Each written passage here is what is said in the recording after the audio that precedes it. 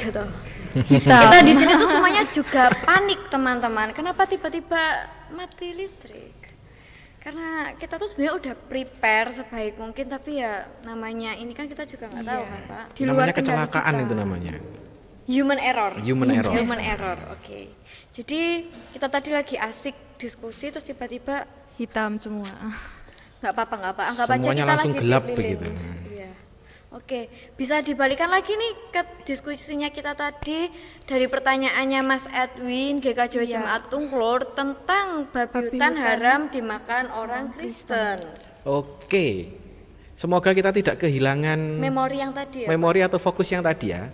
Tentang babi hutan itu sebenarnya haram nggak toh dimakan oleh orang Kristen. Nah, saya akan mengulang sedikit saja supaya nanti kita mengembalikan Memori pemahaman suasana. kita, pemahaman dan suasana kita tadi, bahwa sebenarnya teks ini sekali lagi tidak tergesa-gesa untuk langsung serta-merta celup Ditujukan begitu buat orang ditujukan Kristen. bagi orang Kristen begitu. Nah, tetapi teks ini perlu kita cermati bahwa teks ini pada waktu itu ditujukan bagi Orang Yahudi. orang-orang Yahudi. yang memiliki banyak tadi ya Pak ya. Tantangan. Oke, Cara-cara, iya. tata cara lah. Orang-orang yang punya banyak tata cara, yang sangat detail, baik dari segi pemilihan makanan apa yang boleh dimakan, caranya bagaimana untuk memakannya. Bahkan masuk rumah pun juga diatur ya Pak. Masuk rumah diatur, mau persembahan itu diatur, mau apa mana ya, mau beribadah pun juga diatur begitu. Hidupnya penuh dengan aturan. Hidupnya penuh dengan aturan. Nah, hal inilah yang mengiringi tentang bagaimana teks ini lahir, sehingga ada kriteria-kriteria. Nah, pertanyaan Mas Edwin ini kalau saya boleh mengupas sedikit, mengapa sih babi hutan itu tidak boleh? Mengapa sih babi itu tidak boleh oleh orang Yahudi? Kalau boleh direvisi, tidak dimakan oleh orang Yahudi. Nah, karena satu, babi itu bisa dimakan, bisa dikatakan daging yang paling enak pada waktu itu. Sehingga keenakan yang diterima itu, kenyamanan yang diterima itu bisa jadi menjadikan orang-orang Israel pada waktu itu lupa, Tidak bisa mengontrol dirinya. tidak bisa mengontrol diri. Serakah ya, Pak, kalau Akhirnya dia makan menjadi itu. serakah. Nah, bisa jadi itu yang pertama. Dan kenapa babi itu tidak boleh? Babi itu tempatnya, kubangannya adalah kubangan yang kotor begitu. Bukan tempat yang bersih kayak di Bersih-bersih. padang rumput. Ya, gitu kan, Pak. bukan tempat yang bersih, tapi tempat yang cenderung identik dengan kotor. Sehingga bisa dikatakan babi itu simbol dari kubangan kotornya hidup atau dosa. Sehingga menjadikan orang Israel ojo maam itulah, karena itu simbol bahwa kamu jatuh dalam sebuah dosa. Nah, tapi kembali kepada kita, apakah lantas babi hutan itu haram dimakan oleh orang Kristen? Nah, perkara halal dan perkara haram semuanya sudah dikatakan jelas oleh Yesus di Matius 15 kalau tidak salah. Kalau tidak salah berarti benar ya Bel ya. Iya. Nah, di Matius 15 itu dikatakan di sana secara sederhana Yesus bercakap-cakap dengan ahli Taurat ya tentang perihal makanan, tentang perihal halal dan haram. Maka Yesus secara sederhana mengatakan bukan apa yang masuk dalam mulutmu yang haram, tapi apa yang keluar dari mulutmu yang haram. Jadi kayak kasarnya gini Pak, aku bener nih, makanku tuh semuanya tuh sehat. Tapi ketika aku ngomong, orang yang ngomong sama aku tuh sakit hati. Nah. Bahkan aku pun sering menghujat orang kayak gitu. Itu lebih haram lagi ya kan Pak? Itu yang dimaksud dengan haramnya kehidupan orang Kristen. Nah. Jadi bukan makanan yang masuk. Nah, tetapi mungkin juga serta-merta begini. Ada orang mengatakan begini, oh berarti kalau muntah itu berarti haram ya Pak. Nah, Iya, Sering makan terdengar apapun. seperti Nah. itu. kalau muntah itu haram berarti ya. Nah, tinggal muntahnya itu kalau kita memang dalam artian itu berpikir bahwa secara hurufiah seperti itu, ya enggak begitu. Tetapi yang lebih ditekankan Yesus itu adalah tentang perihal kehidupan iman, perihal spiritual, di mana bukan sesuatu yang masuk, tetapi sesuatu yang keluar. Berarti lebih kayak impact-nya kita sama lingkungan gitu Pak? Ya, impact-nya kita pada lingkungan itu yang menjadi penekanannya halal haramnya kehidupan kita. Nah, kalau kehidupan kita setiap saat yang kita tunjukkan, yang diimplikasikan itu menyakiti sesama, mengecewakan sesama, melukai sesama, dan bahkan melukai Tuhan, mengecewakan Tuhan. Nggak jadi berkat itu ya Pak? Ya itulah yang akhirnya menjadi sebuah Haram. dalam tanda kutip haramnya menurut Matius 15. Jadi makan babi boleh. Saya pikir hanya PR-nya adalah jangan berlebihan. Sesuatu yang berlebihan itu tidak baik. Nah, sesuatu yang berlebihan itu adalah tidak baik. Oke. Gitu ya Mas Edwin ya. Jadi jangan tergesa-gesa untuk ditarik langsung kepada berarti wong Kristen haram. Teks ini ditujukan kepada orang Yahudi pada saat itu. Jadi sebelum kita menghayati firman Tuhan itu kita juga perlu menelaah lagi ya Pak. Ya. Ini fungsinya teks ini buat apa, saat Untuk itu siapa? seperti apa. Benar sekali. Masih ada pertanyaan lagi Pak yang tentunya Lebih menarik lagi. benar, seru banget ini. Teks pertanyaannya dari Diambil dari Imamat 27 ayat yang ke-30 hingga ke-34 dari Saudara Abed GKJW Jemaat Jatiuringin. Saya bacakan ya Mbak Dian untuk Silakan, ayat Mbak Alkitabnya. Ayat yang ke-30 mengatakan, demikian juga segala persembahan persepuluhan dari tanah, baik dari hasil benih di tanah maupun dari buah pohon-pohonan adalah milik Tuhan. Itulah persembahan kudus bagi Tuhan. Tetapi jikalau seseorang mau menebus juga sebagai dari persembahan persepuluhannya itu, maka ia harus menambah 1/5. Ayat yang ke-32, mengenai segala persembahan persepuluhan dari lembu sapi atau kambing domba, maka dari segala yang lewat dari bawah tongkat gembala waktu dihitung, setiap persepuluh harus menjadi persembahan kudus bagi Tuhan. Ayat yang ke-33, janganlah dipilih-pilih mana yang baik dan mana yang buruk, dan janganlah ditukar. Jikalau orang menukarnya juga, maka baik hewan itu maupun tukarannya haruslah kudus dan tidak boleh ditebus. Ayat yang 34, itulah perintah-perintah yang diperintahkan Tuhan kepada Musa di Gunung Sinai untuk disampaikan kepada orang Israel. Pertanyaannya, Dari situ berangkat pertanyaan, apakah persepuluhan itu wajib atau tidak wajib? Apabila tidak, mengapa ada ayat yang mendukung bahkan mewajibkan persepuluhan? Apabila wajib, mengapa di 2 Korintus pasal ke-9 ayat ke-7 Paulus menjelaskan persembahan berdasarkan kerelaan hati? Seperti itu pertanyaannya. boleh dijawab Bapak? Oke. Panjang teks. Panjang sekali. Benar. Sangat kritis. Terima kasih Mas Abed terkait pertanyaan yang diungkapkan Mas Abed secara sederhana teman-teman. Kalau boleh disederhanakan, Mas Abed itu cuma tanya begini loh, persepuluhan itu wajib enggak toh? Nah, jika persepuluhan itu wajib, mengapa sih Paulus itu di teksnya 2 Korintus itu mengatakan bahwa persembahan itu menurut kerelaan hati. Bukan kewajiban. Nah, kalau kerelaan hati itu berarti kan sebuah ketulusan, Iya. tidak lagi dituntut dengan sebuah keterpaksaan, karena wajib itu identik dengan terpaksa. Nah, ini yang dibingungkan Mas Abed. Jadi kalau persepuluhan itu wajib enggak toh? Nah, begitu.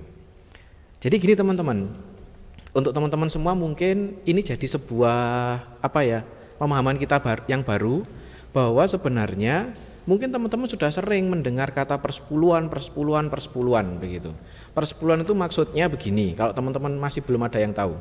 Persepuluhan itu yang dimaksud adalah secara umum itu hasil 10% atau 1/10 dari hasil kita setiap bulan atau setiap apa begitu itu diberikan kepada Tuhan. Nah, ini yang menjadi penting, diberikan kepada Tuhan, diberikan kepada siapa begitu. Iya. Nah, karena apa?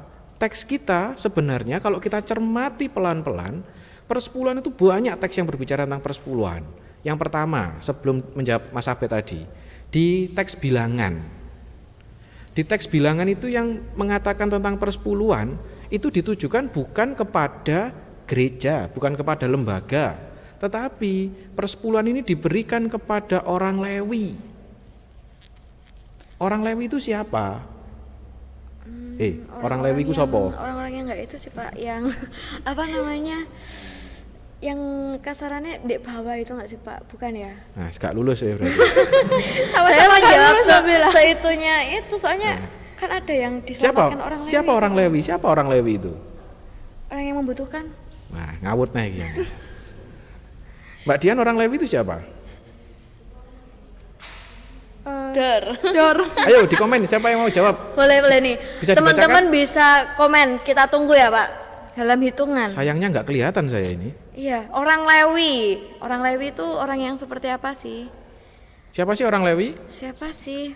Ayo, masa nggak tahu karena saya pun juga tidak tahu. Makanya beritahu kami di sini. Iya, karena kami berdua tidak lulus ya Mbak Bella seperti itu. Bisa dibantu, Mbak?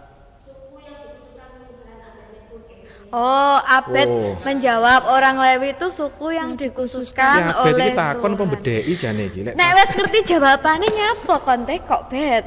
Gini. Iya toh. Mas Abed, terima kasih. Jadi orang Lewi itu adalah bagian dari 12 suku Israel yang nggak punya wilayah dan nggak punya daerah. Oh, jadi kayak hidupnya terlunta-lunta itu, Pak? Enggak. Bukan. Karena pada waktu itu orang Lewi itu mengkhususkan dirinya untuk mempersembahkan dirinya sebagai kawula imam yang nanti ngurusi masalah spiritual dan kerohanian. Jadi mereka itu wis gak ngurusi, orang Lewi ini gak ngurusi tentang daerah, wilayah dan sebagainya.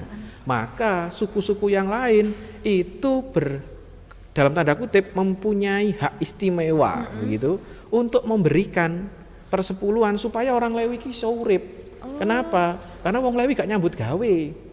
Iya. Nah, itu persepuluhan dari teks Bilangan. Jadi diberikan kepada orang Lewi, sasarannya adalah orang Lewi. Nah, dan yang kedua itu teks Imamat. Teks Imamat itu tujuan persepuluhannya itu adalah untuk lembaga atau gereja pada konteks saat inilah begitu, untuk mengatur persepuluhan itu untuk daya pelayanan, sehingga sasaran persepuluhan itu bukan lagi person pribadi manusia, tapi lebih ke tapi lembaga. kepada kelompok atau lembaga begitu. Nah, tambah lagi di teks Ulangan itu persepuluhan itu juga diatur. Jadi persepuluhan di tahun pertama dan tahun kedua itu dibawa ke bait suci, ke lembaga tadi, untuk dinikmati bersama, ditata bersama. Lah, tapi persepuluhan di tahun ketiga itu tidak dibawa ke bait suci. Dibawa kemana Pak? Nah, persepuluhan yang ketiga itu disalurkan, diberikan kepada orang-orang yang tinggal di sekitar mereka yang membutuhkan. Oh, berarti bukan lagi fokusnya ke gereja, tapi bisa nih kalau aku mau perpuluhan diwujudkan yang lain, ku bagikan ke Untuk sosialnya. Ya, tinggal persepuluhan yang mana dulu, makanya itu kan. Oh iya benar. Yang tahun pertama, tahun kedua diberikan kepada gereja. Kalau menurut Ulangan 12 ayat 5 sampai 6 kalau tidak salah. Nah, itu ada aturannya begitu juga. Lah, yang paling terkenal itu adalah dari Maliaki 3 ayat 10. Wah. Sampai-sampai itu menjadi ayat hafalan dan itu menjadi jimatnya orang Kristen. Kenapa? Kalau persepuluhan berkatmu akeh, kalau enggak persepuluhan berkatmu saiti. berkatmu saidi kan gak diberkati. Berarti nganu Pak, kalau aku menelaah tuh kayak persepuluhan ki sogoan gawe nanggone Nah. Gusti. Iya, kayak Anggitmu sesajen Gusti Allah seperti itu transaksi ya. ngono. Jual Nah, beli ilegal. hal ini yang menjadi penting bahwa teks Maliaki 3 ayat 10 itu diberikan tentang persepuluhan itu karena apa? Karena pada saat itu orang-orang itu sudah tidak peduli lagi dengan keadaan bait suci. Oh, jadi lebih kayak mementingkan kepentingan pribadi Iya. itu Pak ya. Nah, mereka itu lebih mementingkan tentang bagaimana hidup mereka, keadaan mereka, dan mereka melupakan keadaan ataupun keberadaan bait suci pada waktu itu. Sehingga penulis teks Maliaki ini mengatakan, hendaknya kamu memberikan itu secara total di hadapan Tuhan. Nah, sebagai bentuk rasa menghormati dia kepada Tuhan. Nah, selanjutnya ketika kita sudah berbicara beberapa hal tadi tentang di Ulangan, Imamat, Bilangan, Maleaki. Lah, lantas pertanyaannya, apakah apa mau persepuluhan itu bagaimana? Harus bagaimana? Nah, Paulus menegaskan dengan jelas menggarisbawahi bahwa memberi itu dengan kerelaan hati di teks Korintus. Kenapa kok seperti itu? Karena teks Korintus sendiri, karena di Korintus sendiri itu keadaannya adalah jemaatnya kaya, jemaatnya besar, tapi medit. Jadi mereka kayak nggak mau, kayaknya kayak eman-eman lah Pak, ngeluarin uang buat gereja itu. Ya. Nah, nek bisa tak buat diriku sendiri, aku sugih Kenapa omahku harus apik, nyapa aku orang kudu lain nyumbang dan gereja. Oke. Nah, hal itulah yang akhirnya digelitik oleh Paulus supaya ada sebuah kerelaan hati untuk memberikan ikut ambil bagian dari perjalanan hidup mereka. Sampai-sampai kalau teman-teman lihat di Korintus ini, Paulus itu membandingkan Korintus dengan Makedonia. Jemaat yang kecil itu Pak ya? Ya, jemaat yang kecil, jemaat yang tidak kaya, tapi memberikan secara total untuk kehidupan bergereja. Lah, gambaran-gambaran ini yang harus dicermati dulu supaya tidak kontradiksi. Bagaimana teks Imamat, teks Bilangan, teks Ulangan, Korintus, Maleaki itu dicermati dulu satu persatu. Nah, kembali ke pertanyaannya Abed, apakah persepuluhan itu wajib? Secara tegas saya mengatakan itu wajib. Tapi niatnya bukan untuk menyogok Gusti gitu, ya kan Pak? Yes. Nah, namun juga perlu belajarnya adalah wajib itu jangan sampai terpaksa. Perlu didandani dulu, diperbaiki dulu pondasinya ini supaya tidak terjebak pada wajib yang bersifat, katanya Dian tadi adalah masalah wajib itu terpaksa dan hanya karena aturan, atau jangan-jangan seperti katanya Bella tadi bahwa persepuluhan itu hanya sebatas sebagai transaksional atau dalam tanda kutip nyogok Gusti begitu. Iya. Lah oleh karena itu kalau boleh sedikit menyimpulkan, ada dua yang pengen saya katakan kepada Mas Abed dan juga semuanya. Persembahan persepuluhan khususnya itu bukan sajen, itu bukan sajen teman-teman. Hal itu adalah murni ungkapan syukur atas berkat Tuhan. Nah, sangat berbeda dengan sajen. Kalau sajen itu adalah kalau kita memberi, maka kita mengharapkan ada sebuah transaksi, tak wae iki aku kok weono iku ya. Bukan itu persembahan persepuluhan itu. Dan yang kedua, mari belajar secara utuh dari teks itu. Jangan dipotong-potong dan jangan melupakan konteksnya. Lah, sehingga teks itu tidak terlihat kontradiksi atau berbenturan. Jika dilihat secara hurufiah, maka memang kan banyak menemukan yang demikian. Namun jika dibaca secara utuh, teks itu pasti akan sangat kontekstual dengan keadaan saat itu. Ya Bilangan ya konteksnya Bilangan, Ulangan ya konteksnya Ulangan, dan seterusnya, Maleaki seterusnya. Jadi ada permasalahan sendiri-sendiri sehingga ayat itu ada gitu ya. Ya benar. Jadi teks itu muncul memang karena ada konteks yang seperti apa yang terjadi di sana. Nah, hal inilah yang perlu digarisbawahi untuk masalah persepuluhan. Nah Pak, aku tuh mau tanya nih, sebenarnya tuh persepuluhan kan tadi kan konteksnya beda-beda. Untuk saat ini, sebagai kita generasi muda tuh, persepuluhan itu harus ke gereja atau kita bisa membagikan berkat itu kepada orang yang membutuhkan di sekitar kita. Itu gimana ya Pak? Oke. Nah, kembali kepada motivasi kita sebenarnya. Makanya kan tadi saya mengatakan di awal bahwa persepuluhan itu bagaimana Pak? Wajib hukumnya. Nah, Tapi yang menjadi penting adalah motivasinya seperti apa. Mau kita pakai metode seperti apa, mau kita gunakan nyatakan seperti apa. Dan sorry teman-teman, yang saya tahu, kalau mungkin nanti saya salah bisa direvisi sekali lagi bahwa persembahan persepuluhan itu adalah persembahan yang paling kecil. Jadi jangan terus berpikir aku persepuluhan kayak persembahan paling gede, Allah, enggak. Di teks Alkitab itu persembahan persepuluhan itu adalah persembahan yang paling kecil. Karena ada yang 1/6, 1/5, separuh, dan bahkan secara total. Semuanya. Teman-teman lihat Zakeus, ceritanya Zakeus. Suruh menjual semuanya, Pak. Nah, Zakeus mengatakan bahwa sepertiga dari siapa yang merasa kuperas akan kembalikan berapa kali sekian kali lipat, dan sekian dari milikku ini akan kuberikan kepada orang miskin, tidak 1/10 lagi. Sehingga kalau Mbak Bella tadi tanya bahwa bagaimana metode kita persepuluhan, terserah teman-teman. Tapi yang penting adalah itu adalah sebagai niat disiplin diri. Itu yang penting. Itu adalah niat disiplin diri teman-teman bersama dengan Tuhan. Dan kalau memang bisa lebih dari 10%, nah apa toh dibatasi 10%? Oh iya, Kalau bisa 20%, 30%, semuanya. kalau bisa 50%, lah kenapa kita harus batasi 10%? Nah, kalau teman-teman memang melihat bahwa ingin diberikan kepada gereja, kepada lembaga, it's okay. Nah, mau diberikan kepada lingkungan sekitar yang membutuhkan sebagai bentuk kepedulian berbagi teman-teman, juga it's okay. Nggak apa-apa ya Pak berarti. Yang terpenting adalah niat, disiplin diri, dan itu tidak hanya momentum. Oh, jadi nggak cuma sekali. Nah, momentum itu biasanya orang itu senang persembahan ketika masa Paskah, masa Natal, Unduh-unduh. Nah, tapi masa-masa yang lain lupa mereka.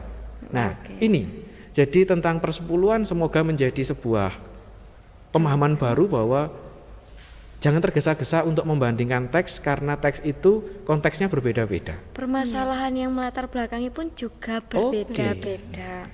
Menarik sekali pertanyaan Mas Abed. Mas Abed paham? Semoga paham. Harus paham. Soalnya udah panjang, Pak. Iya. Selanjutnya kita juga masih ada pertanyaan kan Mbak Dian? Masih ada Mbak Bella, masih ada banyak pertanyaan. Wow, masih banyak ternyata. Kok ini tambah panjang ya ayatnya?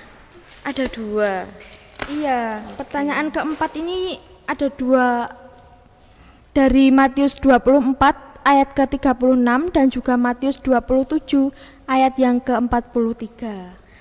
Pertanyaan ini berangkat dari Saudara Edwin GKJW Jemaat Tungklur dan Ardia GKJW Jemaat Bendo Pepantan Tempuran.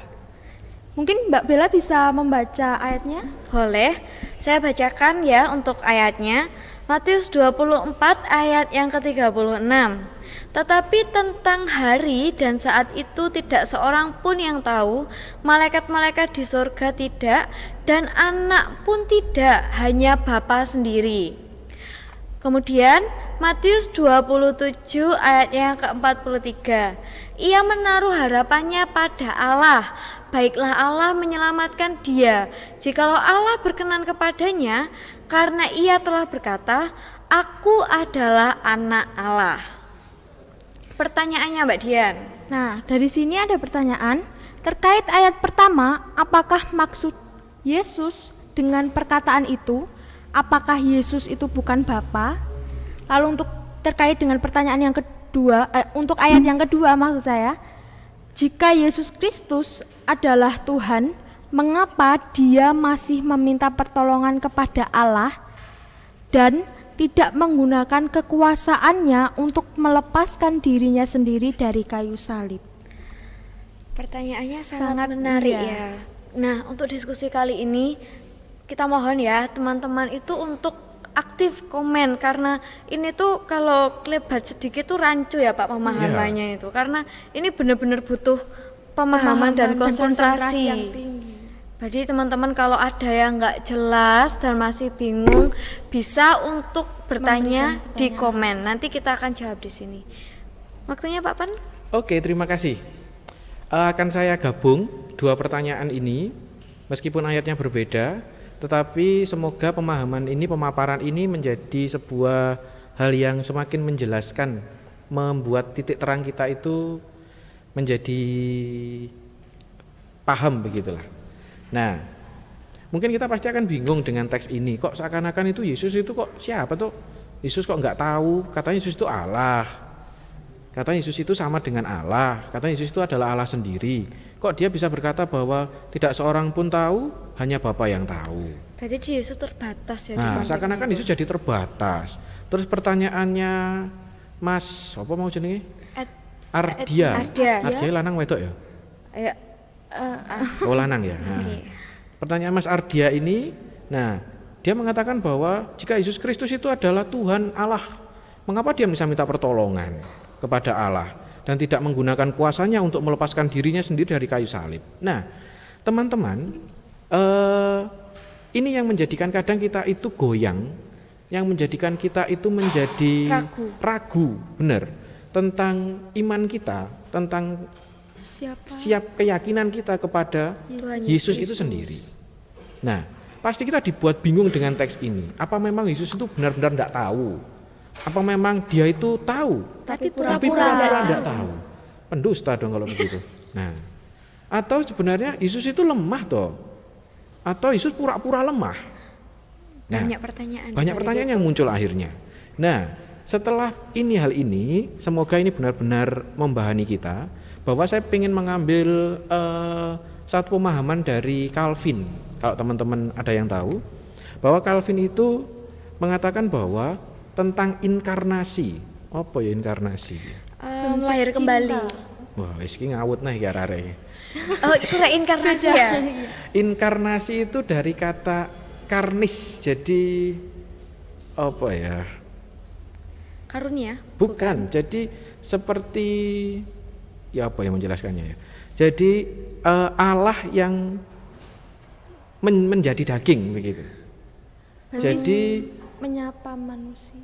Ya nanti tujuannya menyapa, tujuannya itu mengajar dan sebagainya, tapi lebih kepada perubahan diri dari yang adikodrati, yang roh itu yang menjadi tampak menjadi manusia. Oh, iya. Yang adalah dalam diri daging, yaitu Allah, dalam diri Yesus tadi. Nah, setelah mengalami inkarnasi tadi, bentuk cintanya Allah kepada manusia, dia itu menyapa manusia yang pada akhirnya dia memiliki dua hakikat, yaitu ilahi dan manusia. Hakikat sebagai manusia. Sehingga tidak heran saya kalau banyak ayat yang menunjukkan Yesus itu kadang maha kuasa begitu, kadang manusia biasa, kadang dia juga lemah begitu. Dia itu maha tahu, tapi kadang juga dia tidak tahu. Nah, tapi Yesus juga bisa stres loh Pak sebelum penyaliban, makanya dia berdoa sampai meneteskan darah itu. Salah satu contohnya, terima kasih Mbak Bella, salah satu contohnya itu ketika di Getsemani, sifat hakikatnya sebagai manusia itu terlihat muncul nyata di sana. Dia berdoa, ya Bapa, jika boleh cawan ini lalu daripadaku, bukan kehendakku yang terjadi, tapi kehendakmu yang terjadi. Jadi sebenarnya ada sebuah lek iso ya gak ngene. Nah, begitu. Terus juga ketika di kayu salib, ketika dia merasakan dicambuk, ketika perjalanan di kayu salib dia dicambuk, dia tidak guyang-guyu. Dia juga kesakitan. Nah, menunjukkan adanya sebuah sifat manusia yang mereka juga merasakan sakit. Benar. Nah, ketika Yesus puasa 40 hari 40 malam, kalau dia itu Allah yang sosok yang berkuasa total, hanya sifat ilahi yang muncul, jangankan 40 hari 40 malam, puasa selamanya dia tidak akan pernah kelaparan. Iya, karena dia kan tak terbatas. Tidak terbatas lah, tapi pada waktu itu yang muncul adalah hakikatnya dia sebagai manusia. Nah, ketika di kayu salib dia mau mati, dia mengatakan berseru Eloi Eloi lama sabatani, ya Allah, mengapa engkau meninggalkan aku? Nah, hal ini menunjukkan bahwa ada hakikat-hakikat manusia yang juga ada muncul dalam diri Yesus. Nah, tujuannya apa? Tujuannya apa? Apakah Yesus ingin memamerkan tentang kelemahannya? Tidak. Tetapi dalam hal ini Yesus ingin berperan sebagai teladan agar manusia-manusia yang ada dalam kehidupan bersama Yesus, yang percaya kepada Yesus, itu benar-benar berpusat pada pada itu Allah sendiri. yang maha tahu dan berkuasa itu tadi, bukan kepada sosok yang lain. Oke. Jadi inilah yang menjadi penting. Jadi terus jangan berpikir bahwa loh, Gusti Allah kok luwe, Gusti Allah kok sakit, Gusti Allah kok tidak maha tahu. Nah, teman-teman harus benar-benar mencermati bahwa tujuan Yesus datang ke dunia itu adalah untuk benar-benar memberikan teladan pengajaran sebagai bentuk karunia keselamatan kepada saya dan teman-teman ini. Nah, jika Yesus tidak tampil dalam diri manusia dengan wajah manusia itu, maka selamanya kita tidak akan pernah tahu bagaimana kehendak Allah itu yang ingin dikehendaki dalam kehidupan manusia. Jadi sekali lagi, ini yang menjadi penekanannya. Jangan terbatas hanya melihat satu sisi, tapi lihatlah dengan berbagai sisi. Bahwa inilah salah satu bentuk dampak dari Allah yang berinkarnasi. Bagus sekali Pak Pen untuk jawabannya. Jadi bisa disimpulkan bahwa kita tuh harus berfokus sama Tuhan dan melihat lagi pada saat itu tuh seperti apa. Seperti itu. Masih ada pertanyaan lagi Mbak Dian? Masih Mbak Bella. Wah. Oh, ini pertanyaan yang terakhir. Ini teman-teman nggak ada yang pengen komen gitu toh, nggak ada yang pengen menanggapi gitu. Kok rupanya kayak manut-manutnya iya gitu ya. Pertanyaan yang terakhir ini juga mengacu 2 ayat Alkitab Mbak Bella. Dari Kejadian pasal 1 ini yang berat ini. dan juga 2 ayat 4a dan Kejadian pasal 1 ayat ke-26. Pertanyaan ini dari Saudari Vela GKJW Pare. Oke. Mungkin Mbak Bella bisa membacakan ayatnya? Boleh, ayatnya boleh ditampilkan dahulu. Untuk ayat Alkitabnya dari Kejadian Terlalu 1 panjang Mbak sampai Bella 2. kalau ditampilkan. Oh, terlalu Langsung pertanyaannya panjang. aja. Oke. Oh, baik. Langsung pertanyaan aja. Mengapa di Kejadian pasal 1 hingga 2 ayat 4a disebutkan kata Allah, sedangkan di Kejadian pasal kedua ayat 4b hingga ke-25 dituliskan Tuhan Allah. Lalu apa sih bedanya antara Allah dan juga Tuhan Allah itu sendiri? Apakah hanya penulisannya yang berbeda atau ada pengertian yang berbeda di dalamnya? Cukup membingungkan ya. Allah dan Tuhan Allah, Mbak Bella. Kadang kita tuh nggak sampai kepikiran ke sana loh. Iya. Kayak yaudah itu sama aja kadang kita mikirnya tuh. Jadi gimana Pak Pen itu? Tanya Mbak Vela aja ya. Oh gitu. Pak Pen ngambek nih nggak mau jawab. Ya kalau Mbak Vela tanya kan berarti nggak tahu Pak. Mbak Vela semoga memang benar-benar bertanya nggih, tidak mengetes saya ya. Oke. Apa bedanya sih dengan Allah dan Tuhan Allah? Begitu ya. Jadi begini teman-teman. Mbak Vela ini latar belakangnya teologi ya? Iya Pak, sepertinya. Oh iya sepertinya. Iya sepertinya. Ya, jadi gini teman-teman. Terima kasih Mbak Vela telah memantik kita untuk kita berdiskusi tentang hal ini, karena tidak semua tidak semua kita itu sampai pada tataran meneliti sampai melihat sampai sedetil itu. Sampai Apa bedone Allah karo Tuhan Allah? Bagi kita yo padha wae begitu. Nah, jadi begini teman-teman. Teks Alkitab khususnya Perjanjian Lama, di kitab lebih khusus lagi tentang 5 kitab yang kita kenal dengan hukum Taurat itu, secara sederhana permasalahan ini, masalah Allah dan Tuhan Allah itu dikarenakan adanya perbedaan sumber. Perbedaan sumber yang gimana itu Pak? Jadi gini, jangan dibayangkan bahwa teks Alkitab itu mau mak gedebuk dadi sak buku ngono dadi begitu ndak. Ceblok gitu Pak. Ndak. Jadi teks Alkitab itu dari berbagai macam orang yang berefleksi iman, dari berbagai macam orang yang menghayati tentang karya Allah itu, sampai pada akhirnya ada berbagai macam sumber. Sumber yang beberapa sumber yang saya boleh sebutkan ada 4 paling tidak itu, yang sumber yang terkenal yaitu sumbernya sumber Y, Ya. sumber E, Ya. Ya. sumber D dan sumber P. Nah, Itu apa aja itu, Pak? sumber Y itu kalau tidak salah Yahwis. Nah, Yahwis. sumber Yahwis, sumber Elohis, sumber Deuteronomis, dan sumber Pris. Pris. Nah, Banyak ya. banyak. Jadi kalau ini diterangkan, ini jadi satu mata kuliah pengantar perjanjian lama. Ini waktunya begitu. butuh panjang ya, Butuh Pak? panjang. Jadi paling tidak teman-teman menggambarkan aja bahwa ada empat sumber. Nah, kejadian 1 khususnya kata Allah itu diambil dari sumber Pris. Lah, sumber Pris itu pada masa pasca pembuangan. Jadi jangan dibayangkan bahwa teks Kejadian itu ditulis ketika manusia belum ada. itu ora roh apa-apa, bukan. Tapi teks Kejadian 1 itu diambil ketika dia sudah dalam masa pasca pembuangan salah satunya. Nah, ketika masa pasca pembuangan itu agama itu cenderung hybrid. Apa ya hybrid itu? Percampuran. Nah, gitu, benar. Pak. Hybrid itu percampuran, begitu.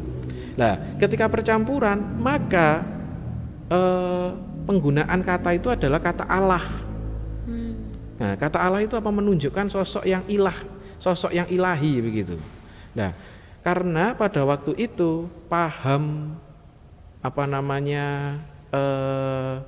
sosok monoteis itu masih belum kental sekali. Monoteis itu yang beranggapan bahwa Tuhan itu Allah satu itu, satu. Pak ya? Allah itu satu, begitu. Lah, sedangkan kata Tuhan Allah di Kejadian 2 sampai berapa tadi itu? Ya. Diambil dari sumber yang lebih luas, yaitu Yahwis dan Elohis.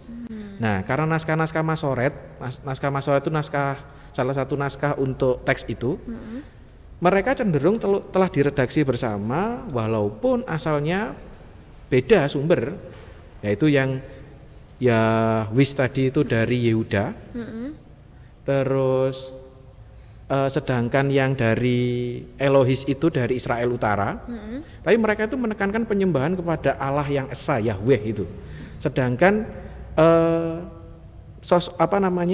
sumber Elohis itu menekankan pada pertemuan dengan Allah-Allah yang lain. Nah, hal inilah yang menjadikan, tapi sumber Y ini lebih kuat, akhirnya menjadikan Y ini lebih eksklusif karena dia itu adalah agama kerajaan. Oke. Nah, sehingga perbedaan Allah dan Tuhan Allah itu ya memang sekali lagi gara-gara sumbernya yang berbeda, begitu. Jadi mungkin ini sesuatu yang sulit, saya yakin teman-teman gak kira mudeng aku ngomong ini. Nah, tetapi paling tidak teman-teman sekarang itu paham bahwa teks itu tidak langsung nulisnya itu Kejadian 1, Kejadian 2, Kejadian tidak. Tetapi ada berbagai macam sumber yang ada di sana. Dan itu enggak dalam satu kurun waktu lini masa yang sama ya, Pak? Enggak sama. Yahwis dan Elohis itu tidak dalam pasca pembuangan, tapi sumber Pris itu yang dalam pasca pembuangan. Iya, maksudnya bukan pada masa yang sama. Ya, tidak dalam masa yang sama dia. Nah, sehingga teman-teman tidak usah bingung tentang Allah dan Tuhan Allah ini. Ya, memang ini keadaan teks Alkitab kita, bahwa teks Alkitab kita itu ya memang diambil dari berbagai sumber. Jadi bukan tiba-tiba langsung ini nulis orang, ada yang nulis satu orang Kejadian 1, 2, 3 sampai Wahyu, enggak. Tapi ini adalah berbagai macam tulisan-tulisan yang dikumpulkan, yang disusun, dan penataan yang disebut nanti adalah kanonisasi. Nah, Iya. Pak, ini kan kalau buat orang awam tuh mendengar penjelasannya Pak Pan kan kayak mikir gimana tuh Pak, yang benar tuh gimana? Ada yang simpel nggak Pak?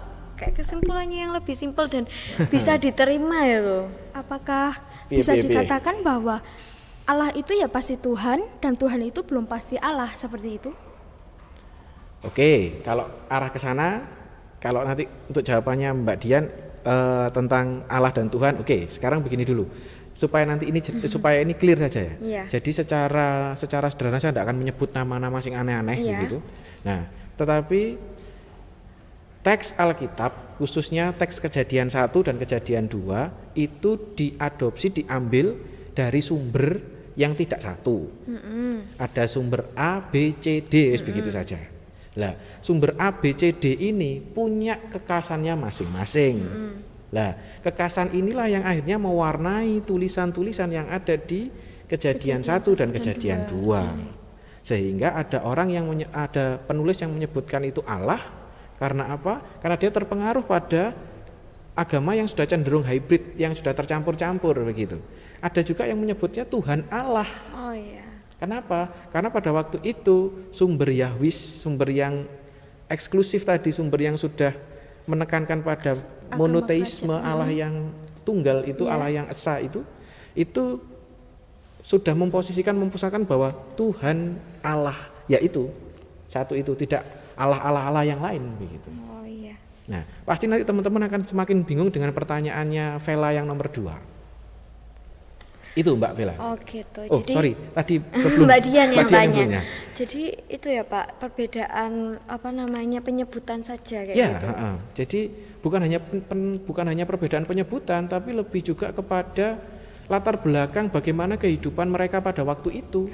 Berarti balik lagi melihat konteks pada saat itu. Melihat konteks pada waktu itu, sumber Pris dengan konteksnya, sumber Yahwis dengan konteksnya, Elohis dengan konteksnya dan seterusnya. Oh, berarti tergantung sumbernya. Nah, menarik dengan pertanyaan Mbak Dian tadi yang hampir saya lupa, bahwa tentang kata Allah dan Tuhan. Teman-teman, ini mungkin beda konteks dengan ini ya. Tapi kata Allah dan Tuhan itu juga perlu kita sinauni bersama-sama. Kenapa? Karena kalau Allah itu pasti Tuhan, tapi kalau Tuhan itu belum tentu Allah. Kenapa? Karena dari akar katanya sudah berbeda. Lah, Tuhan itu lebih kepada sosok yang diagungkan. Sederhananya begini. Kalau Tuhan itu basa Jawane adalah apa, Rek? Gusti. Nah, Gusti itu kan guru mesti Gusti Allah. Iya, benar. Tapi Gusti Prabu, Gusti Kanjeng. Gusti Kanjeng, Gusti Ratu dan sebagainya. Berarti lebih kayak ke orang yang mempunyai kuasa. Orang yang gitu. diagungkan, sosok yang diagungkan itu Gusti, itu Tuhan. iya. Makanya saya tadi mengatakan bahwa Tuhan itu guru mesti Allah. Tapi kalau Allah itu pasti Tuhan. Karena Allah adalah sosok yang diagungkan dimanapun dia berada. Oh ya Pak, ini ada tanggapan dari pertanyaan di Zoom dari Mas Tian. Boleh ditampilkan pertanyaannya tadi dari Mas Tian? Nah, Mas Tian ini dari mana Mas Tian ini? Lanjut sepertinya, Pak. Kristen atau? gitu. Iya. Oke, Mas Tian ini bertanya Pak, penyebutan yang pas tentang Allah. Iya maksudnya. Tapi tadi tuh sebenarnya juga ada tanya bedanya Allah sama dan Bapa Bapa itu gimana sih Pak? Bedanya Allah dan Bapa. Bapa. Apa anak beda nih begitu. Iya. Nah, ini pertanyaan yang mana dulu ini? Mas Tian itu bertanya. Mas Tian bertanya juga. Ya, Iya, kayaknya sama. pertanyaan jadinya 2. Mas Tian, ya apa sama nih kita koe? Oh jadi 2. Nah, Mas Tian bertanya. Loh, kok hilang-hilang tuh, Rek? Pak, sik Pak, sak durung jawab mikir sampean benak nih Pak. Sing nesakne ku wis kuotane kelong mikir sampean gak pas. Oke. Terima kasih Mbak Bella. Nah, piye kontrole gak genah ya, Rek? Jadi nih, Oke. Mas Tian mau dijawab? Mas Tian bertanya juga penyebutan yang pas tentang Allah. Mas, untuk Mas Tian, tolong sampean tanyakan sesuatu sing benar-benar yang penyebutan yang pas itu maksudnya bagaimana? Sampean buat kalimat dulu supaya saya tidak salah persepsi dan salah tangkap. Saya tak melanjutkan pertanyaannya Mbak Vela tadi. Gitu ya Mas Boleh. Tian ya. Penyebutan yang pas tentang Allah itu bagaimana? Yo Allah itu tuh yo pas pas yang ya. gimana Iya. gitu Pasnya ya? itu yang bagaimana? Sak liter kah? Setengah liter kah atau Sak bagaimana? kilo? Nah, gitu ya Mas Tian ya. Oke, pertanyaan Mbak Vela dilanjutkan tadi. Ada satu yang belum dijawab. Dari Matius berapa mau? Siji nih mau. Boleh Ada dua, ditampilkan lagi ada dua Mbak Vela. pertanyaannya? Kejadian 2. selanjutnya ada lagi pertanyaan Mbak Vela. Ada. Boleh di-up lagi pertanyaannya? Gambar kita ngono mah lho kayak. Oh iya, manusia itu diciptakan serupa dengan gambar kita. Kalau kita itu Nah. berarti banyak ya Pak? Wah, kuwi lho. Ah, kemarin saya Makanya. sudah sinau Pak. Vela itu kritis banget hanya nih. Muga-muga IP-mu 4, Dok. Gini. Di pertanyaan ini, tolong ditampilkan teman-teman. Pertanyaannya Mbak Vela. Yang satunya. Ada kok pertanyaannya kok. Tuhan itu menciptakan serupa gambar kita. Kita kan berarti nggak cuma satu. Nah. Kita kan di sini. Kayak kita lagi di sini. Ada Mbak Dian, Pak Pen, dan saya. Nah. Jadi apakah Tuhan itu nggak cuma satu? Ada 3. Coba di next. Kepo pastinya.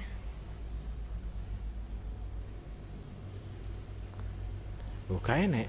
Padahal ndek ini ku enek loh. Iya ada. Masa Mungkin kalau bilang mereka- apa? Iya. Apa gini aja Pak, dijelaskan aja Ya sekalian wes. buat Mas Tian nunggu kan Dek noto kata-katanya Mas Tian tadi itu. Oke, gini. Secara sederhana begini. Apa namanya? Sekali lagi masalah sumber ya. Sekali lagi masalah sumber. Coba sih slide-ku coba di next. Ada enggak?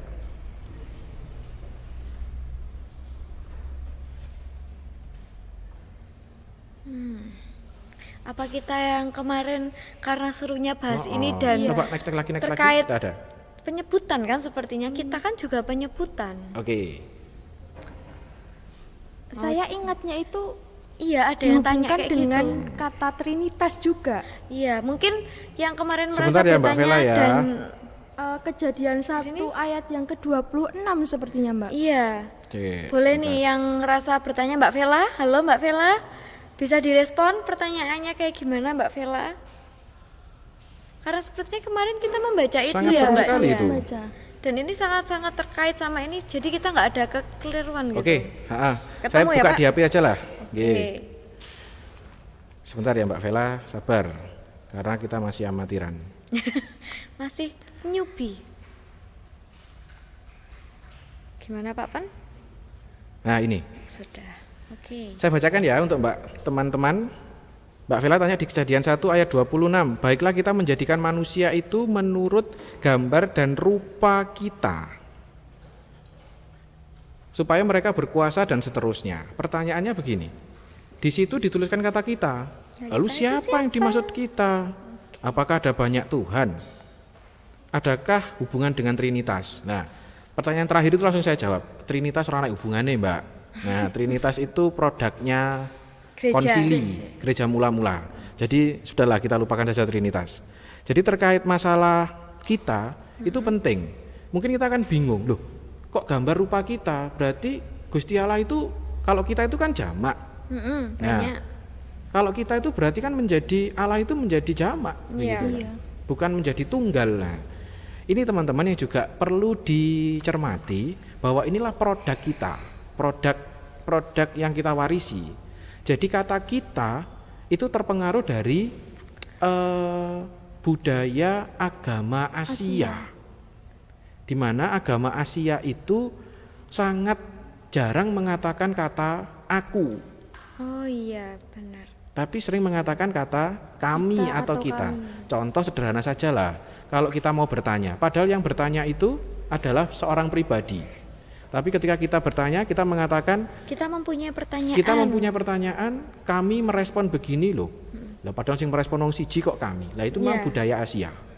Dan yang kedua adalah pada masa sumber pris tadi. Nah, pada masa sumber pris tadi di pasca pembuangan konsep agama Israel sama seperti agama yang lain masih belum berfokus pada satu Allah. Berarti terkait sama monoteisme Monoteisme. tadi ya, Benar, Pak? iya. Jadi pada bayangannya adalah pada waktu itu Allah itu duwe kumpulan begitu dan sosok Tuhan Allah itu adalah kepala dari Allah-Allah yang lain. Oh, jadi kayak masih ada kerabat-kerabat kerjanya Nah, gitu, Pak. Kayak masih ada menteri-menterinya perwira-perwiranya gitu. begitu. Ya. Nah, inilah gambaran orang-orang pada waktu itu dan akhirnya mereka membuat gambar dan rupa kita. Oke. Nah. Kayaknya ini ada komentar panjang banget. Di sini nggak terlalu kelihatan sih. Iya. Boleh itu Sik, nggak Mas Tian mang sih Mas Iya. Tian mau kabari. Mas Tian Mbak Vela bisa menerima ya? Semoga bisa menerima lah. Lek tidak bisa menerima teman-teman,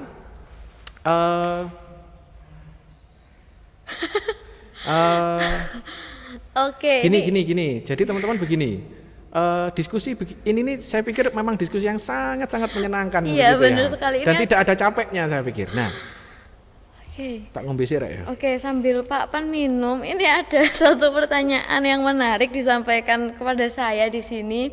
Ini seru, Pak. Agak lucu ya Mbak Lucu. Bella, iya. Ini agak melenceng sedikit sih, Pak, tapi ini lucu. Pak, dinosaurus sama Adam itu duluan mana? Sama kayak ayam sama telur itu duluan mana?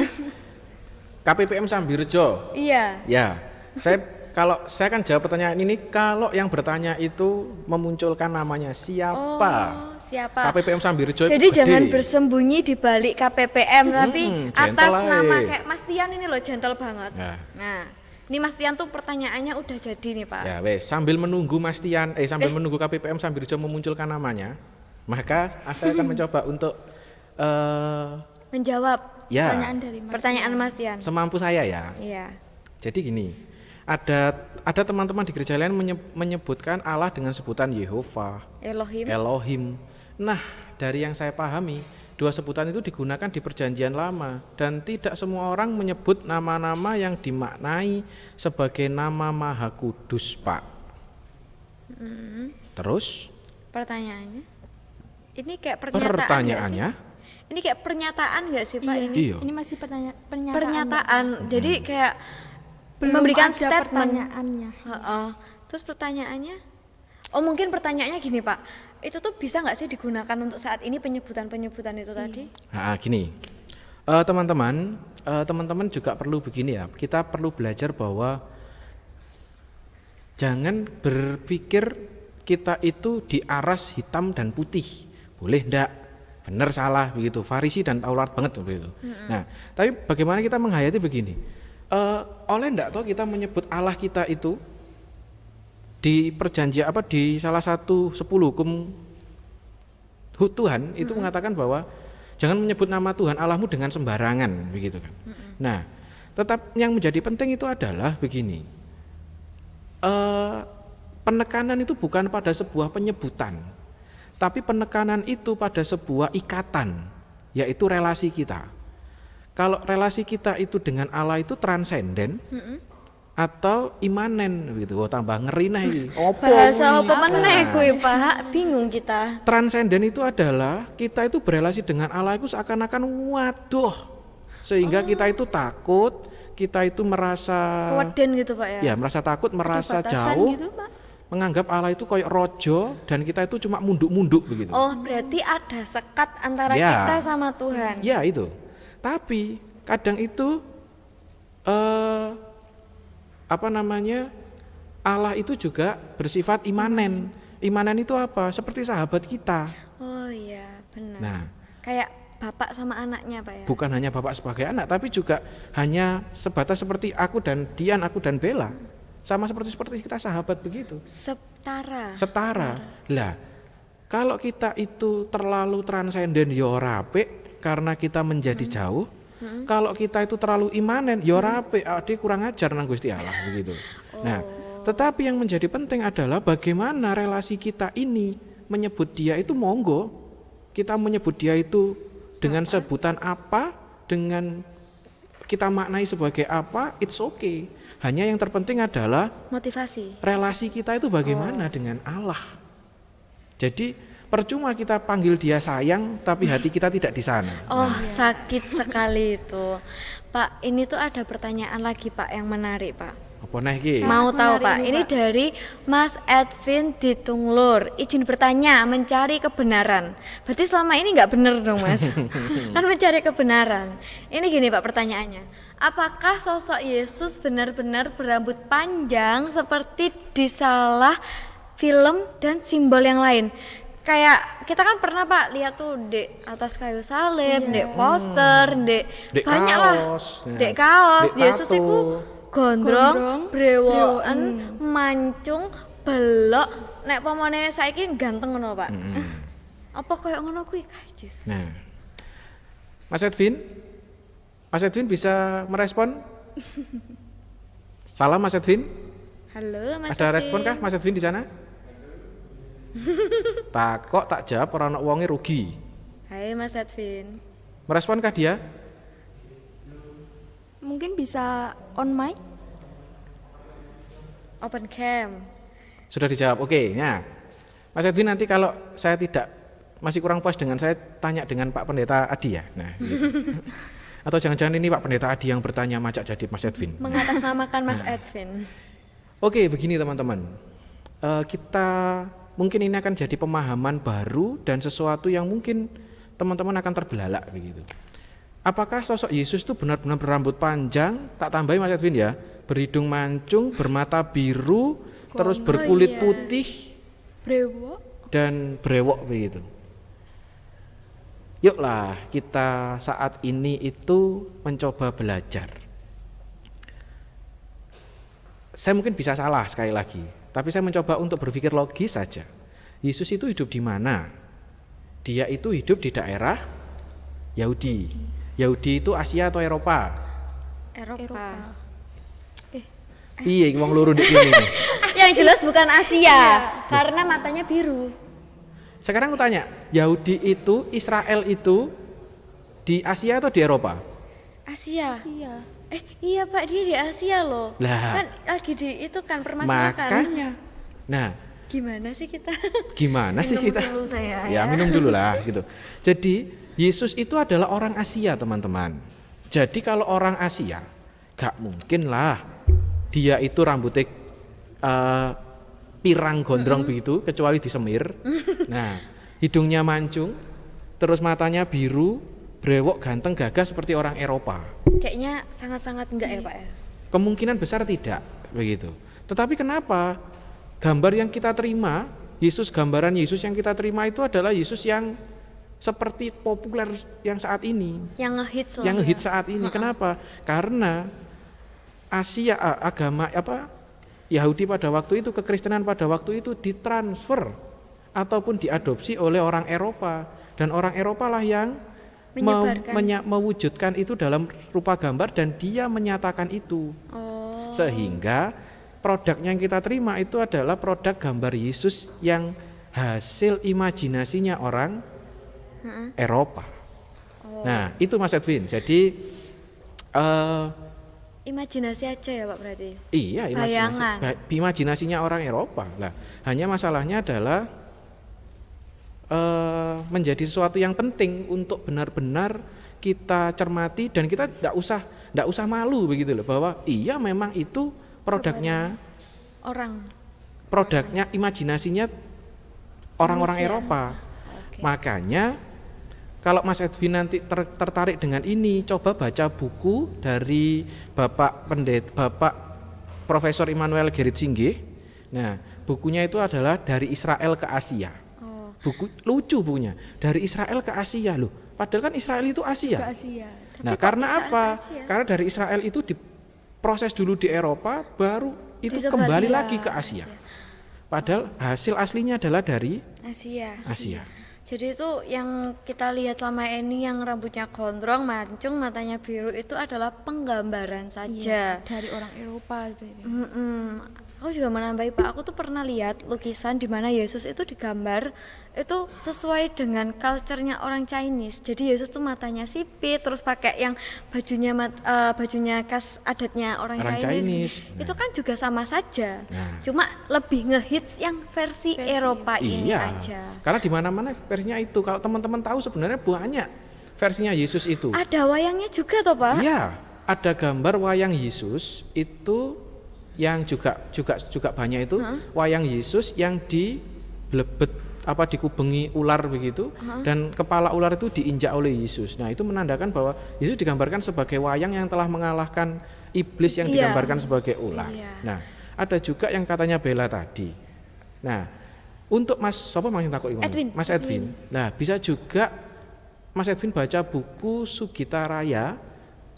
Bukunya judulnya Wajah Yesus di Asia. Oke. Berarti literasinya banyak ya Pak, harus kita gak ngawut mandiri. Aku kira. Iya. Tapi selain itu kita juga harus bisa mandiri dengan menggali literasi, biar kita kadang tuh nggak terjebak sama pertanyaan-pertanyaan yang kayak gini, dan itu berakibat buat kita imannya tuh lama-lama tergerus kayak oh ya gitu. Jadi balik lagi, literasi itu penting banget buat teman-teman. Karena pertanyaannya udah habis ya Mbak Dia. Iya, benar. Dan kita udah coba saya menambahkan satu aja. Iya.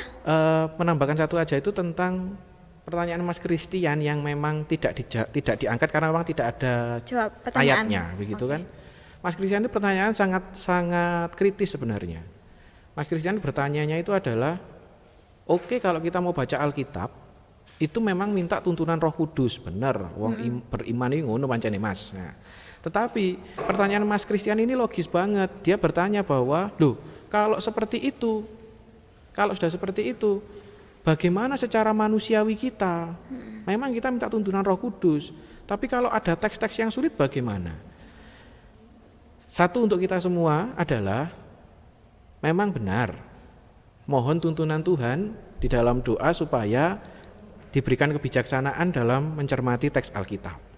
Dan yang kedua, baca literatur banyak-banyak tentang buku-buku tentang Alkitab. Nah, dan kalau teman-teman siap dan mau, teman-teman sinaulah, belajarlah bahasa asli Alkitab, yaitu Yunani dan Ibrani. Dan yang ketiga, sering-seringlah diskusi dengan pendeta teman-teman, diskusi dengan rekan-rekan teolog dan teman-teman yang memang Ahli di bidang. paham tentang masalah teologi. Sehingga diskusinya itu tidak sekedar A atau B, hitam atau putih, tapi benar-benar menjadi sebuah diskusi yang hidup begitu. Yang mantep gitu ya. Jadi nggak hanya menyimpulkan sendiri, tapi kita menambah wawasan dari orang yang lebih ahli daripada kita. Betul, Mbak Oke Bella. teman-teman, jadi karena usut punya usut ini, oh ada yang minta part 2. Wani Oh piro? tentu, tapi ya kita di sini tuh ya gimana ya Pak ya, harus ada. Tadi itu juga ada yang pertanyaan gini Mbak Bella.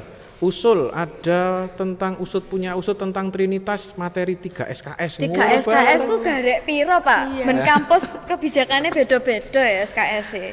Oke teman-teman, intinya saya senang banget malam hari ini. Saya bangga banget punya teman-teman. Applause untuk kita, antusias, applause untuk kita semua. Thank you bahwa so much.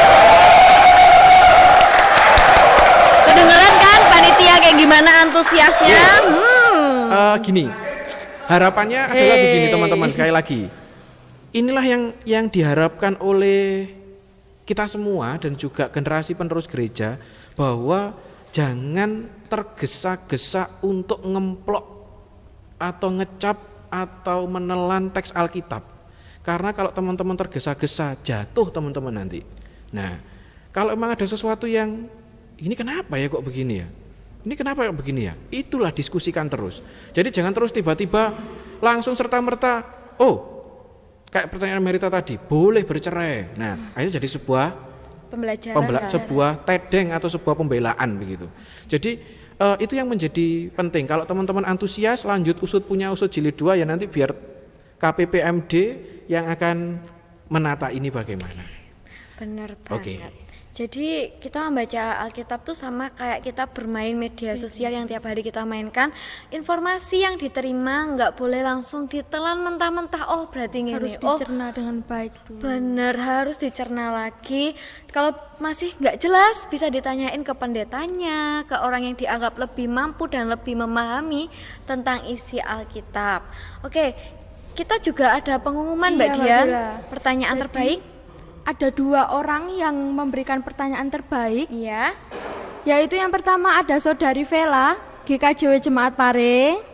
Dan yang kedua ada Saudara Edwin dari GKJW Jemaat Tungklur. Tepuk tangan. Tepuk tangan. Terima kasih ya buat partisipasinya, sudah mengumpulkan pertanyaan. Jadi kita di sini tuh membuat teman-teman tadi Iya. juga antusias di akhir-akhir ini. Sangat Kok di akhir antusias, sih Mbak tapi Dan juga sedih gini kan. Mbak Dian, Mbak Bella, kami juga mohon maaf teman-teman karena kami tidak bisa menjawab semua pertanyaan yang masuk karena teman-teman hebat dan teman-teman kritis begitu. Tapi kami mohon maaf untuk tidak bisa menjawab semuanya karena kalau jawab semuanya selesainya besok pagi. Iya, apalagi Nah. belum ditambah pertanyaan online dari teman-teman Ya. ini tadi. Jadi harapannya usut punya usut ini tidak selesai Di di sini saja. malam hari ini, tetapi ini menjadi sebuah kebiasaan kita untuk selalu usut punya usut tentang Alkitab yang kita baca, kita bawa setiap hari itu. Iya. Itu benar sih sebenarnya. Ini untuk merangsang teman-teman saja untuk punya kekritisan melihat teks Alkitab. Oke, benar sekali. Oke teman-teman, jadi pertanyaan-pertanyaan yang belum dijawab, pertanyaan-pertanyaan yang masuk ke kami tapi mungkin kayak belum bisa ditampilkan hari ini, akan ditampilkan di usut punya usut berikutnya. Oke. Semoga ya. Ya Ya, ya harus Iya. dong Pak. Nanti kecewa saya mewakili teman-teman tuh kayak ketika semoga tuh Percuma kayak gitu ya, Mbak. oh my god, kenapa nggak dilanjutin aja? Aku tuh penasaran gitu. Oke teman-teman, kita akan menyanyikan Kidung Jemaat nomor 429 ayatnya yang ketiga.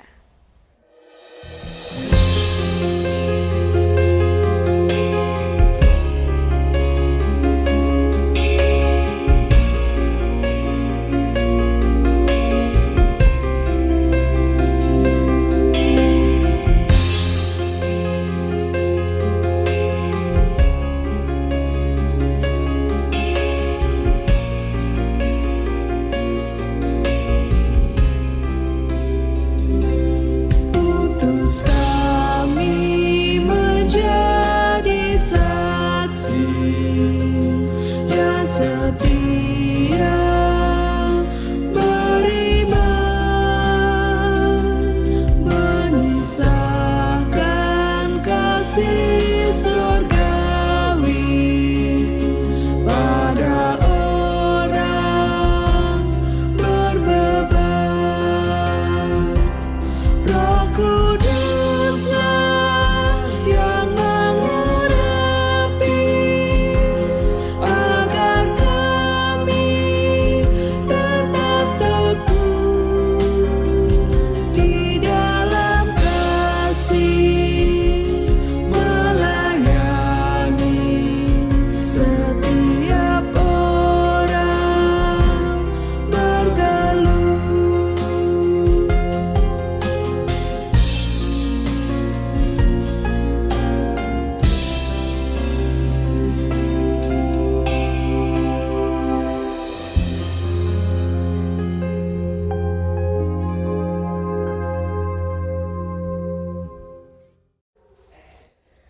Gimana Pak? Sudah merasa panas? Menjawab semua ini? Oh, yang saya rasakan sangat senang untuk iya. malam hari ini. Tapi saya sangat lebih senang lagi jika teman-teman semuanya yang ada di partisipan ini itu bisa benar-benar sekali lagi menjadikan ini sebuah habit baru. Kebiasaan Nah, baru. saya itu sering ngomong ke teman-teman Jatiringin itu mungkin agak keras ya, tapi saya itu sering ngomong gini. Ayo belajarlah membaca. Jangan Cuma mendengarkan terus. bukan. Nah, jangan belajarlah membaca. Jangan hanya mengeja. Kalau mengeja itu kan gini, BABA, BIB, BUBU, tapi itu hanya mulut, Enggak sampai Tidak nggak difikirkan. kepikiran. Nah, tetapi harapannya adalah yuk kita belajar baca. Belajar baca itu apa? Berarti yang baca itu adalah ya mulutnya, ya hatinya, ya pikirannya. Dan itu pasti melelahkan. Dan bisa mengambil maknanya. Akhirnya kita bisa mendapatkan sesuatu dari hasil bacaan itu. Entah maknanya, entah pertanyaannya, entah kebingungannya. Nah, Kayak tadi itu ya iya, Pak, bingung. Berarti orang yang bingung ketika baca teks Alkitab, berarti itu dia benar-benar baca. Tapi kalau cuma Kejadian 1 ayat 1 pada mulanya alam itu gak kira mlebu gitu. Nah, Mek lambe tok ilang. iya, oleh karena itu sekali lagi jadikan ini habit baru teman-teman. Jadikan ini habit baru. Saya akan lebih sukacita sekali kalau ini jadi habit baru teman-teman, dan saya punya rekan diskusi yang semakin banyak, dan jangan menganggap bahwa hanya satu orang yang pandai, tapi semua itu pandai asal teman-teman itu semua itu pasti tahu, asal teman-teman itu mau sinau dan teman-teman mau semakin belajar. Dan jangan hanya berpikir bahwa hanya orang teologi yang sekolah teologi yang tahu begini. Selama teman-teman mau baca, teman-teman gak sekolah teologi pun teman-teman akan Pasti tahu. paham. Selama niatnya ada Nah. dan keinginan ingin tahunya itu ada ya Tinggi Pak ya. juga. Itu yang menjadi penting. Soalnya kebiasaannya tuh ya ini teguran buat saya sendiri sih Pak. Oh, gitu ya? Baca Alkitab kalau cuma gereja minggu, ibadah ibadah keluarga, pemuda. pemuda. Ya pokok nek ibadah tok maca Alkitab, padahal ndek HP ya mek garek ngeklik kan Nah. ada gitu. Oke, itu jadi evaluasi kita bersama. Iya. Oke, mari kita doa penutup. Bisa didoakan dulu Pak Pan? Ya, mari teman-teman kita bersama-sama bersatu hati, kita masuk dalam keheningan, masuk dalam keteduhan. Kita bersyukur atas perjumpaan kita malam hari ini. Kita dapat belajar, kita dapat pengalaman baru. Mari bersama kita bersatu hati, kita berdoa. Mari kita berdoa. Sungguh kami bersukacita Tuhan, karena Engkau menghadirkan rekan-rekan, teman, keluarga, kakak, adik dalam perkumpulan persekutuan pemuda Kediri Utara 2 ini. Pada malam hari ini Engkau memberikan sebuah titik terang bagi kami, pengalaman baru bagi kami, bagaimana kami membuka, membaca, menghayati, dan mencerna bagian teks Alkitab. Tuhan Yesus memohon kepadamu, sekiranya apa yang telah kami alami bersama ini benar-benar menjadi sebuah habit baru, sebuah kebiasaan baru bagi kami, sehingga kami benar-benar semakin mencintai apa yang menjadi firman Tuhan, bukan hanya sekedar menyanyikan, bukan hanya sekedar melafalkan, bukan hanya sekedar sebagai pernyataan yang semu, tetapi kecintaan kami akan firman Allah itu benar-benar menjadi sebuah hal yang nyata untuk kami nyatakan dengan proses perjuangan kami semakin mengetahui makna terdalam dari teks Alkitab itu. Bapa yang baik, kami berdoa bagi keberadaan seluruh teman-teman kami, pemuda yang ada di MD Kediri Utara 2 ini. Tuhan Yesus, seutuhnya mereka kami serahkan ke dalam tangan kuasa-Mu. Kesukacitaan mereka yang dialami, harapan-harapan mereka yang pada saat ini terus dipegang, dan kesesakan, beban, masalah yang harus mereka juga alami. Apapun itu bentuknya Tuhan, kami memohon kepadamu, Engkau tidak meninggalkan mereka, Engkau bersama-sama untuk terus ada bersama dengan mereka, menemani di setiap tawa dan tetesan-tetesan air mata. Seutuhnya ya Allah, kami pun juga berdoa untuk lingkungan kami. Di tengah masa pandemi ini, kami bersyukur lingkungan kami semakin hari semakin baik. Kami berdoa, kami rindu ya Tuhan, ke depan kami bisa beribadah, bersekutu, berdiskusi, berjumpa secara langsung. Tetapi kami terus berdoa kepadamu, kami menyerahkan seutuhnya kepadamu Tuhan, karena kami percaya bahwa di masa-masa pandemi ini Tuhan pun juga punya rencana bagi kami. Kami berdoa Tuhan bagi teman-teman yang sudah mempersiapkan ini semua dengan sangat-sangat baik. Siapapun mereka dan bagian apa yang mereka jalani, mereka ambil untuk terlaksananya ibadah pertemuan pemuda secara virtual ini.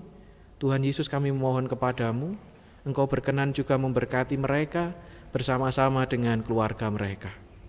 Terima kasih Tuhan, terima kasih. Ada kekurangan di dalam kami bersama berjagongan, berdiskusi, menghayati setiap perkataan sabda Tuhan itu.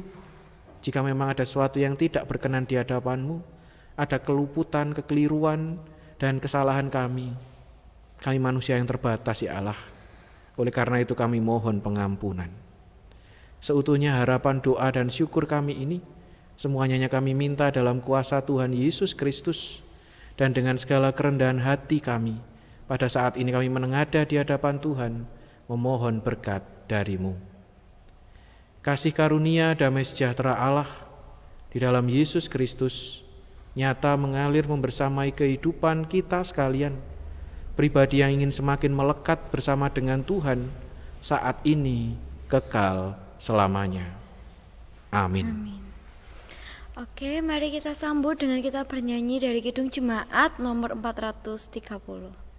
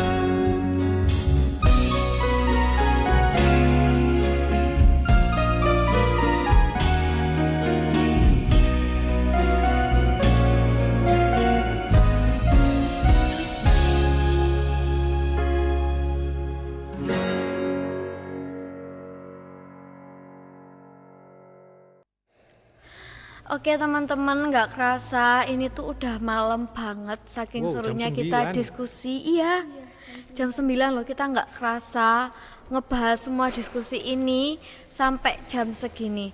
Teman-teman pada kepo nggak sih sebenarnya behind the scene-nya kita kayak buat kayak gini tuh gimana sih? Pada kepo nggak? Kita akan tampilin gimana sih acara ini bisa sampai saat ini. Di balik kita bertiga ini ada kru yang sangat semangat sekali, yang wajahnya kelihatan capek, lemah, lesu gitu. Bisa diambil gambarnya untuk krunya? Tuh, lihat. Jadi acara ini nggak akan bisa seperti ini tanpa mereka-mereka ini semuanya bekerja di balik layar. Gitu teman-teman. Ya beri aplaus yuk buat ini teman-teman, yuk aplausnya.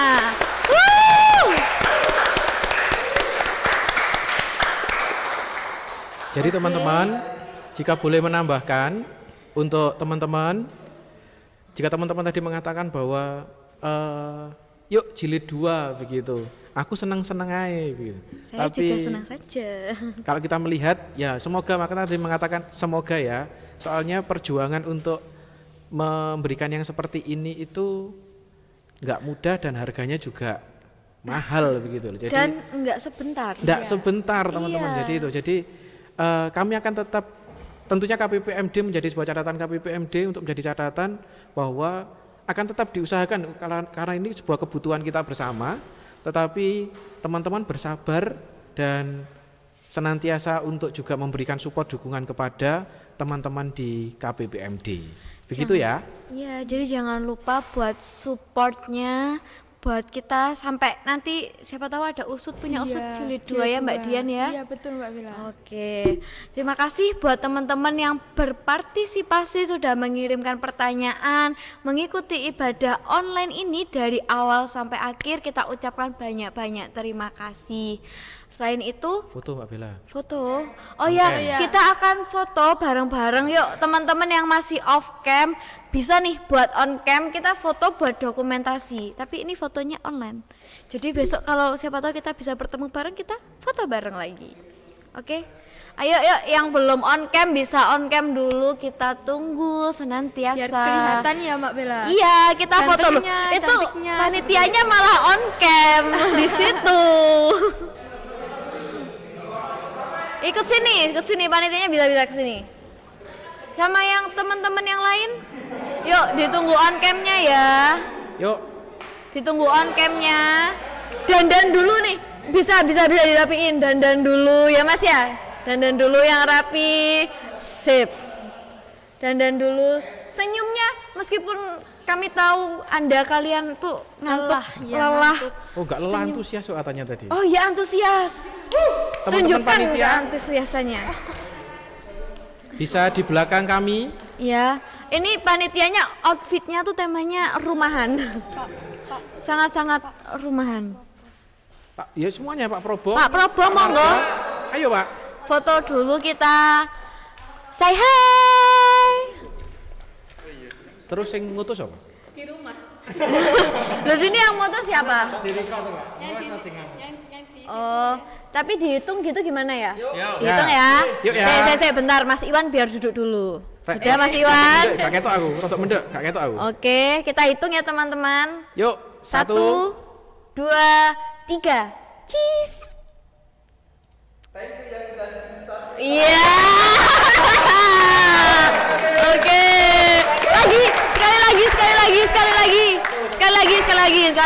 Lagi, sekali lagi. Yang cantik ya, yang cantik senyumnya jangan lupa, oke? Siap? 1, 2, 3. Oke. Thank you. Oke. Karena waktunya sudah malam, karena panitia juga butuh untuk pulang ke rumah masing-masing, butuh makan katanya Mas Gama. Cukup sampai di sini pertemuan kita. Tunggu ya sampai ada usut punya usut jilid 2. Oke?